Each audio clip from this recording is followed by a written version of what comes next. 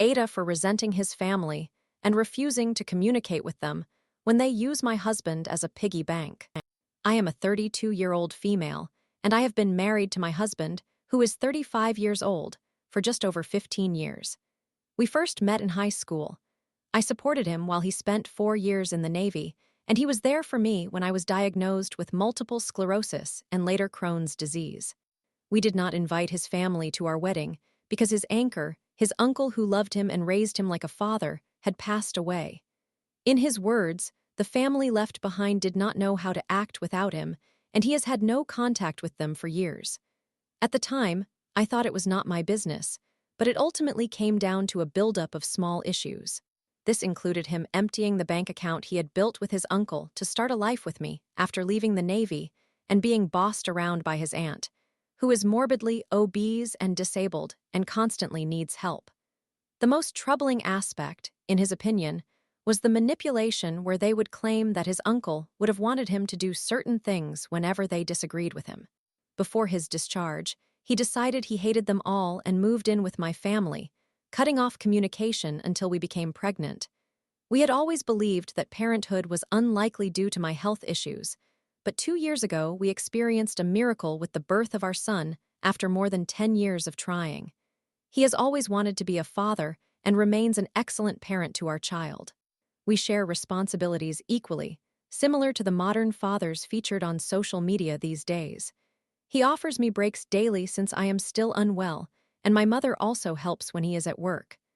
Despite his exhaustion after a long day, he seeks time with our son, allowing me to take the evening off. After our child was born, some change occurred. It felt as if the resentment he had toward his family faded away, and he wanted them to play a role in our child's life. I am completely open to this. Repairing relationships and giving my son a sense of community is crucial, especially since he is biracial. Our heritage is Hispanic, and his father's is African American. It is essential for him to be connected to his roots. However, I worry about some of the role models on that side of the family based on what I have observed. I have not been in close contact with them, so I can only speak from what I know. What I have seen raises concerns. For instance, his aunt behaves helplessly and plays the victim while taking advantage of others, like when she pawned my husband's belongings while he was in the Navy. His brother has been in and out of jail since juvenile detention, and while my mother-in-law is pleasant to communicate with and respects my boundaries, she did not parent her children, as they were taken from her when they were young, leading to my husband's upbringing by his uncle. Now, she is attempting to raise funds to bail his brother out of jail, which we both believe is a terrible decision and a waste of resources if he never learns from his mistakes. Then there is his sister, whom many label as a gold digger.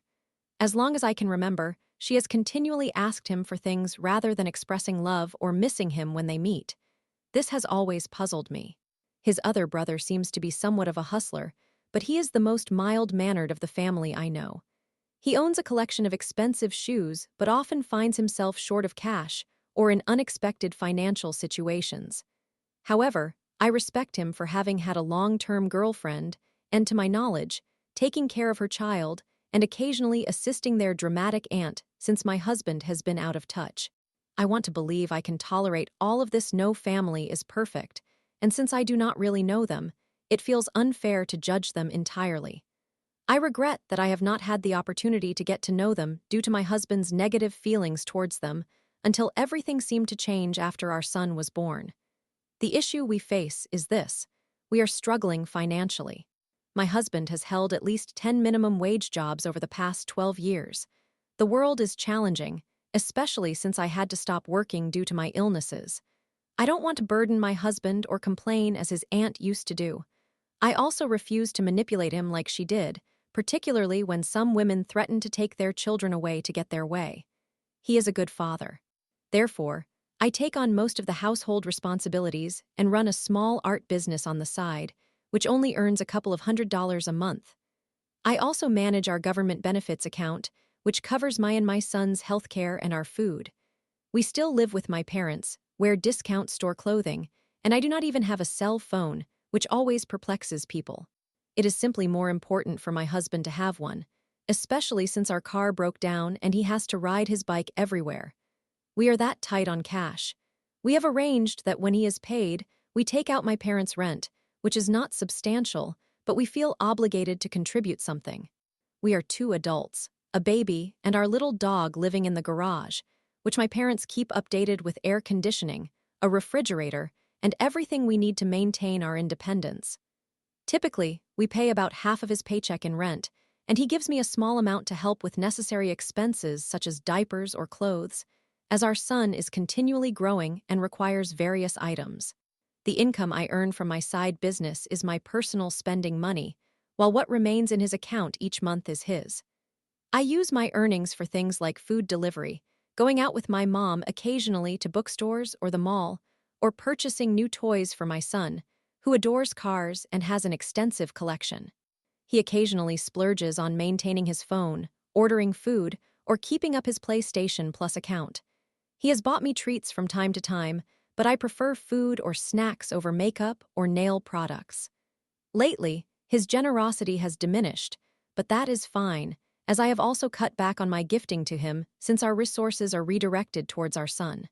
My true concern arose when I discovered that he had been sending money to his family behind my back. It did not come from our shared expenses. Rather, he used his personal spending money. I felt a mix of anger and frustration, primarily directed at his sister.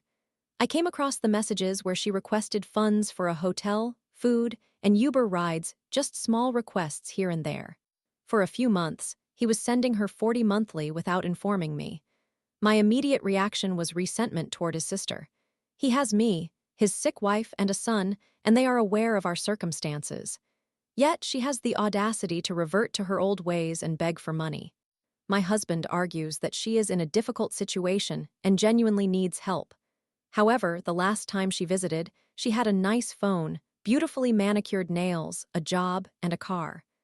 I lack those opportunities but still manage. If he chooses to spend his money that way, it is his decision, but I wanted him to recognize what he was doing and consider it carefully. I mirror the attitude he had towards his family years ago. I understand why he wanted to spare my feelings, as I am currently grappling with my own hurt. I am wary of them taking advantage of him again when they have the means to support themselves, especially as I am using my spending money for toys and Christmas gifts for our son. Did he truly want to prioritize providing for his sister over his child? He apologized and acknowledged my perspective, agreeing to cease the financial assistance to his sister. A few months later, his mother reached out and requested $200 for some car-related expenses. This time, he asked if he should send the money, which would come from his personal spending account. I told him it was acceptable, and the choice was his. If he wanted to help his mother on this occasion, I would cover his phone bill and PlayStation Plus that month using my earnings, but he would have to forego his extra lunches he enjoys Popeyes and Taco Bell. He agreed, we sent the money, and his mother promised to repay him, but I cautioned him not to expect any reimbursement. So far, I have been right. His mother used to make trips to visit her grandson, but since incurring debt to my husband, that has ceased, claiming car troubles. Now, I am expecting our second son, which is another miraculous development, but we are concerned about my health during this high-risk pregnancy. I am due in just 1 month, and so far, everything is progressing well with the baby. I am feeling increasingly optimistic with each passing day. Although we continue to experience financial strain, I am confident we will manage, as we can reuse many items from our first son for the new baby. We aim to save up for a car and move out, as I believe we have relied on my parents long enough. My mother is anxious about my health issues and the postpartum period, encouraging me to stay a bit longer while we prepare for the new baby. However, now his sister and mother keep messaging me, and I feel irritated whenever I receive notifications from them, inquiring about baby showers and the baby's due date. They seem to prioritize the baby more than my well-being during this risky time. I am hesitant to say anything wrong, so I usually wait to discuss it with my husband, who then responds to their questions. I feel jaded toward them and question whether they are the type of people I want in my son's life. Nevertheless, I am trying to align my thoughts with my husband's and prevent these unpleasant feelings from consuming me. How should I navigate this situation?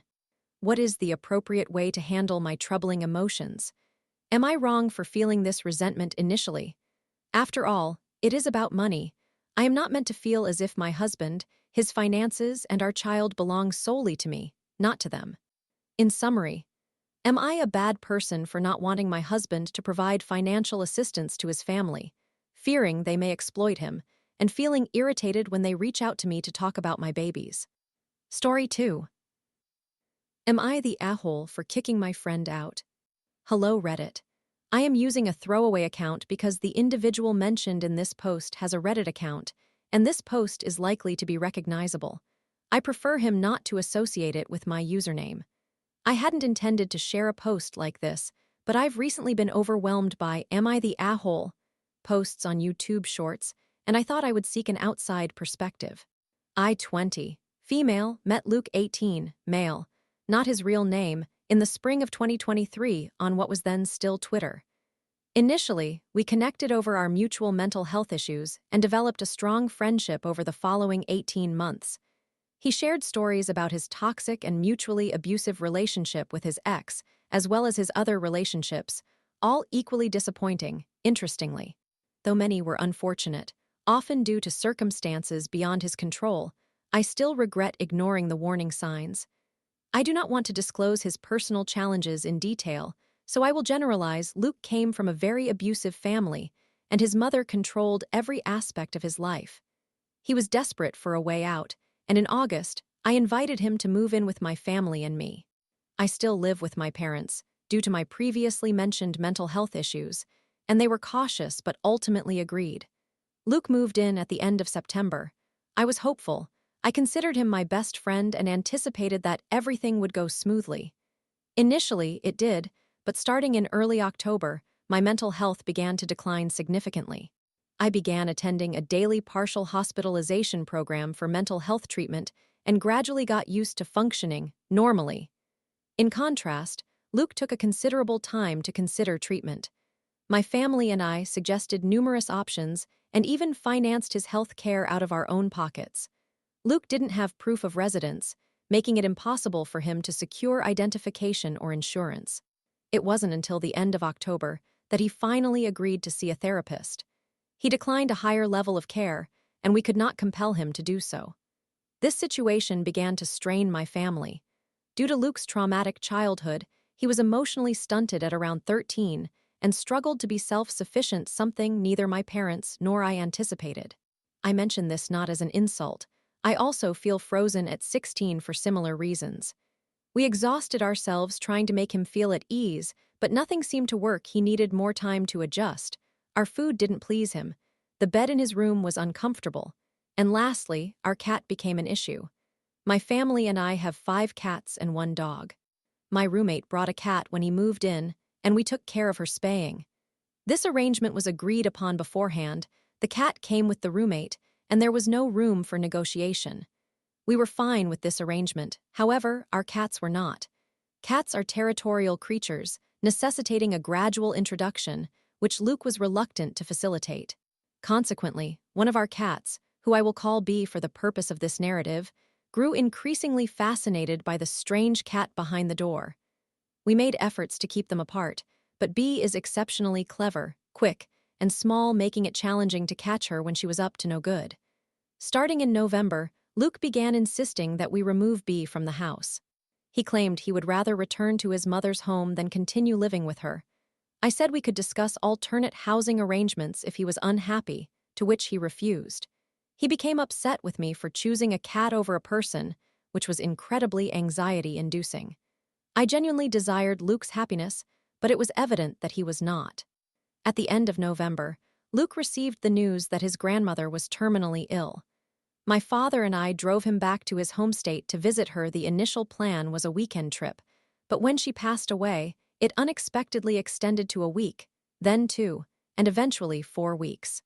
Luke grew increasingly frustrated that we had not gone to collect him, which is understandable in hindsight, but I was powerless to act.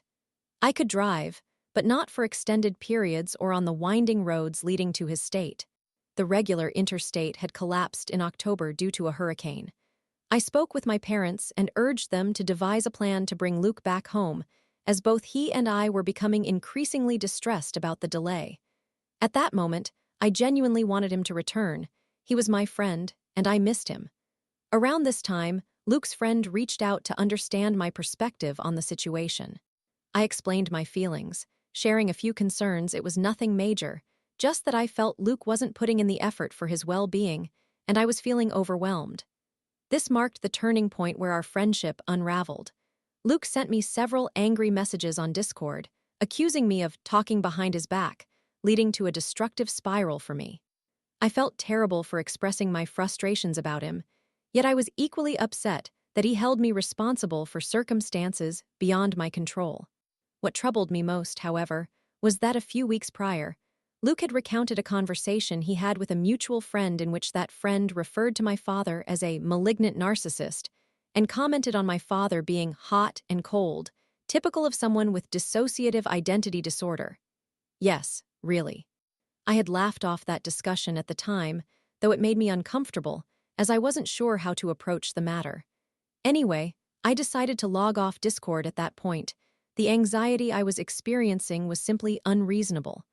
By the end of December, I requested to be elevated to a residential treatment program out of state. I recognized that my compulsive tendency to please others would not cease unless I was relieved of my phone. The initial plan was for me to enter treatment on January 1st. I informed Luke I would be out of state for a month and needed to discuss alternate housing options, as my parents did not want to live with him in my absence, especially not for an entire month. Luke and I had a phone conversation. I sat in the passenger seat of my father's car to have a witness. He did not speak, as I wanted someone else to hear the conversation. Ultimately, I relented and agreed to let him come back home. However, after another heated conversation a few days later, I realized my error. I asked my father to discuss alternative options with Luke. My family had not informed my father about my phone conversation with Luke, and he claimed ignorance as he technically wasn't supposed to know. I did get upset with him for this, thinking, come on, man, just pretend. Luke then sent me approximately 20 minutes of audio messages that afternoon, complaining about our poor communication. It was a valid concern, but by this stage, I had lost any motivation to assist him. I turned off my phone and requested that my dad inform Luke that I had been admitted early. This was not true, of course, but no words can convey how miserable I had become in that situation. I was admitted on January 1st as intended, and my father delivered Luke's belongings to him that weekend. Due to some circumstances beyond my control, I chose to discharge myself after just a week, thank you, medical neglect, but I did not share this with Luke. I was hesitant to tell him because I truly didn't know what to say. A week later, I returned to a partial hospitalization program at a new facility. The previous one had closed at the year's end due to corporate issues, but I had tracked down the clinical director from my prior program and began at the new one. 2 patients from the former program, along with 1 therapist, were at the new facility, so I had some familiar faces. Everyone was glad I had severed ties with my roommate. I even received more than 1 high five, which speaks volumes. My issues with this roommate had become something of a running joke by late December. Everyone was surprised he hadn't been kicked out yet. He was living rent-free, enjoying his medical care and meals being covered, and taking it all for granted. Now, here is where my family bought Luke a new phone and paid for his cell service. My parents permitted him to keep it because it was something his mother could not control. Yesterday morning, during a session with my therapist, I received a message from Luke accusing me of ignoring him. I replied to clarify that this was the first message I had received. If he sent anything on Discord, I hadn't seen it since I had deleted Discord from all my devices. He insisted he had reached out and reiterated the same complaints from December. He didn't understand why he had to leave and described his mother as awful, etc. I reminded him multiple times that we had offered him alternative options. We genuinely would have worked to find him different housing, but he rejected this because he didn't want to live in a freaking homeless shelter. He concluded by telling me he hated me and wanted nothing to do with me from that point, declaring we were no longer friends. I expressed regret about how the situation had unfolded, wished him well, and agreed that we were no longer friends and should cease communication. He then asked me to reimburse him for the Christmas gifts he had ordered for me, which I never received because we returned them to him. I shared my astonishment with my therapist, who had attentively listened from her desk, and also with my parents, to whom I had been forwarding screenshots of our conversation. I subsequently blocked him. I am just eager for this to be behind me. So, Reddit, am I the a-hole for asking him to leave? Additionally, I may have omitted some details, which I will edit in if I remember. I have not redownloaded Discord, so I am relying on my, admittedly poor, memory. If I can find the courage, I will log back in to take screenshots. Every time I open any accounts where he is still added, I can see my heart rate surge to 100 on my smartwatch. Even recounting this has made me feel shaky. Story 3. Eighth, for asking my wife to wait when she wanted me. I created an anonymous account for privacy purposes. I, 31 male, was participating in a multiplayer ranked game when my wife, 31 female, asked me to come and check whether the chicken she was cooking was ready. She typically cooks while I clean. I informed her that I would join her right after I finished this game in a few minutes, and I continued playing. She asked again, and I explained that I could not pause the game and that it would conclude shortly. She became upset, and we started to argue. She accused me of prioritizing the game over her, asserting that it was unfair to her. We exchanged harsh words and ended up insulting each other.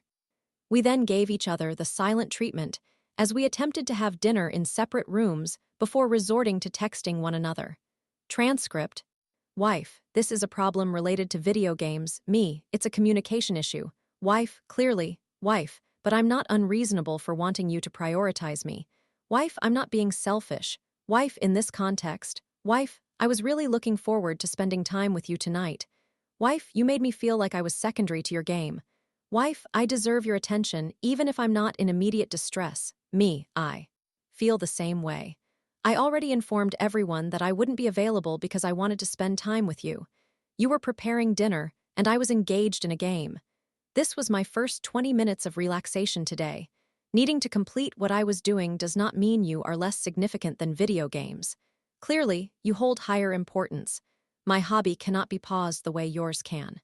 It serves as my escape that I need to relieve stress. I require that time. Wife, I'm uncomfortable when it involves a stranger on the other end. Wife, you are giving that precedence over me. Wife, nothing harmful occurs if you stop. Wife, I needed to know if dinner was finished or needed more time on the stove. I was already distressed that I had messed it up. Me, I risk losing points and could even be temporarily banned for quitting if someone reports me. It would be the same as if you stopped reading your book. You would lose your place. Wife, I wouldn't insist on finishing my enjoyment just because it was my first 20 minutes of relaxation for the day. And you would be upset if I told you to wait when you required my assistance in that moment. Wife, I would find the time again. Wife, it does not take precedence over you. Wife, that's the distinction. Wife, I prioritize you. Wife, I'm conveying that I'm not comfortable with the game taking precedence over me. This is an issue for me. Wife, I need you to prioritize me, or I will begin to resent the video games and possibly you, and I don't want that. Me, it is, and I have me. I believe that framing it as being before you sets us up for failure. I'm not choosing it over you. I merely didn't perceive checking if the chicken was done as something that couldn't wait 2 minutes. If you burned yourself with oil, I would have abandoned my current task. If you dropped a glass and it shattered, I would have stopped everything. Wife, I shouldn't have to feel pain for you to pay attention to me or assist me. Wife, you are implying that my problem wasn't significant enough for you. Wife, that's the issue. Wife, that's what hurts. Wife, you informing me that you won't quit a game to be present with me will always hurt my feelings, and it always has. Wife, you advising me not to frame it that way will not alter that. Wife, this has been a recurring issue for me in the past, and you're aware of this. Wife, I dislike this immensely, and I'm expressing how it makes me feel. Wife, and you are still telling me I cannot feel this way. Wife, that's not just. Wife, you wouldn't instruct a child to wait for your attention so you can finish. Me, I feel the same way. I already informed everyone that I wouldn't be available because I wanted to spend time with you. You were cooking, so I was playing a game. Wife, that's not fair to me because I wouldn't and cannot do that to you. Wife, with my interests. Wife, just because your hobby makes it more challenging to stop doesn't mean it's acceptable not to do so. Wife, you wouldn't tell a child to wait for your attention so you can finish a game, so you shouldn't do that to me either. Me, you have every right to feel however you wish, but so do I. I didn't perceive it as you genuinely needing me at that moment. My thought was that if the chicken wasn't done, that's what I would be rectifying if you wanted my opinion on it, without risking ruining the chicken or anything similar. That's not me being paused without repercussions. It seemed as though you were suggesting that what I was doing was less significant than what you were doing, which could be postponed, while mine could not. Then, you escalated by raising your voice and telling me to leave. That action truly upset me because it felt like such an escalation. Wife, this message just made me feel that I should have felt fortunate that you chose me when you hadn't had any personal time today, and that really hurts my feelings. It makes me feel like a burden and not your first choice. Me, I feel the same way. I already told everyone I would not be on because I wanted to spend time with you. You were cooking, so I was playing a game. Wife, you are not insane and you are entitled to feel every feeling, but it's because you wanted to be closer or made me respond better next time. I recognize that I'm addicted to video games, and it's due to the happiness they bring me. They are my escape, especially now with everything in the world going wrong. However, I just need to disconnect. I know that once we have a child, I won't be able to play even a little or at all. Me, not at all. The group contacted me to see if I wanted to play. I informed them that I couldn't because I wanted to spend time with you. Wife, but currently the video games feel like you are trying to disconnect from me too. Wife, I needed your assistance because I felt unsure about how it looked, and I didn't know what to do. Wife, you assumed that I didn't genuinely need your help. Wife, that's the core issue here, me. In a sense, it does help me unplug from everything. That doesn't imply I love you any less. Wife, you are actively choosing that over being present with me. Wife, especially when I am undertaking something for both of us. Wife, it was. Wife, you assumed incorrectly for yourself. Wife, that's not fair to me. Me, no, I recognize that you wanted my help, but I felt it wasn't something that warranted abandoning everything. Wife, however, at the day's end, it was not. And neither are my interests when you need me. Me, this is what hurts my feelings. What I do is significant to me because it brings me joy. My happiness is essential, but I did not believe it would affect you this deeply. Wife, but I'm literally trying to provide for you. Wife, that's more essential. Wife, I'm not claiming they are not important to you. Me, however, waiting 2 minutes does not impede your ability to prepare our meal. Wife, it does if everything else is ready. Me, it's not a competition though. I never viewed my enjoyment of a hobby as choosing it over you. There have been many instances where I invite you to join me in my activities. Wife, waiting 5 more minutes means everything else is cold. Wife, you are prioritizing your game over my time spent on a chore, stating that I need to extend it so you can continue. Wife, keeping you waiting would prolong the entire process. Wife, that's my point. Wife, I needed a second opinion. Wife, you could have simply lost the game without quitting. Wife, I find it absurd that I am fighting to be regarded as a priority over a score. Me, I don't perceive it that way. There will be times when you are unavailable. If I injure myself or urgently need your help, you would immediately attend to me. Wife, well, you should care. Wife, because it's disrespectful to me. Wife, unless the cats are with me. Wife, I would be frustrated with myself. Wife, I feel guilty when I don't want to get up. Me, I don't interpret those situations as selecting those activities over me. It's just carrying them out in the midst of something else. Me, in fact, I've been striving to improve in that area. Me, using the restroom, showering, and working are unavailable. Me, hobbies are not. Me, our children will also render us unavailable. Me, including our cats. Me, but our hobbies will not. Me, I don't agree and I believe we should prioritize each other over our hobbies. Me, I want to be more significant to you than your game. Wife, it breaks my heart that I am not. Wife, this is what leads to resentment. Wife, this is why I feel guilty when I cannot rise from the couch. Me, you are important to me. I simply believe we should be able to complete what we are engaged in if the question or need is not urgent. Wife, it was urgent to me. Wife, that's what infuriates me. Wife, you are choosing for me. Wife, you are making assumptions to avoid losing points. Wife, that's what's frustrating. Wife, ask your friends. Find out what they think. Wife, I know that if I asked mine, they would side with me. Wife, because look at how the evening unfolded. You could have lost points or ended up in conflict with your wife without sharing a meal, brownies, and quality time together. Which held more significance for you, your points or my feelings being hurt? Me, I had no idea it would affect your feelings so deeply. That's why I was taken aback when you reacted so angrily towards me.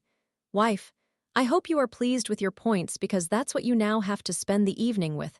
Wife, it has been hurting my feelings. Wife, I have been expressing this to you.